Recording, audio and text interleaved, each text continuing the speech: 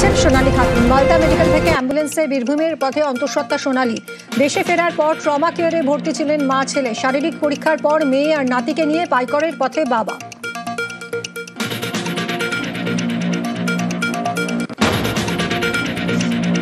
ছ মাস পর বাড়ি ফিরছে মেয়ে নাতি। বীরভূমের পাইকরে সোনালীর বাড়িতে খুশির হাওয়া। বিনা অপরাধে জেলবন্দি মা ছেলে। এই ক্ষতির দায় কে নেবে, প্রশ্ন পরিবার পড়শিদের। মেয়ে আসছে বাড়ি, আনন্দ হবে, বহুত চিন্তায় ছিলাম। খুবই খুশি লাগছে, কিন্তু এই যে 6 মাস অপরাধ না করে যে শাস্তি করে খাটলো, পেটে একটা বাচ্চা আছে, তার কোনো এখনো অব্দি কোনো ট্রিটমেন্ট হয়নি, এটা তো খারাপ। ছেলে নিয়ে দেশে ফিরেছেন সোনালী খাতুন। এখনো বাংলাদেশে আটকে সোনালীর স্বামী দানিশ সহ 4। দানিশকে ফেরাতে হাত জোর করে আরতি মায়ের। 2 সন্তান নিয়ে বাংলাদেশে আটকে সোনালীর পড়শি সুইটি বিবিও। তার পরিবারেও উৎকণ্ঠা।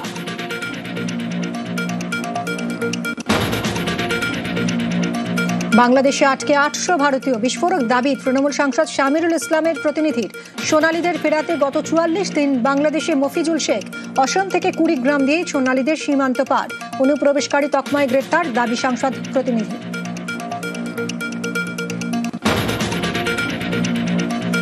বিভেদের কাছে মাথা নত নয়। সংহতি দিবসে একতার বার্তা মুখ্যমন্ত্রীর।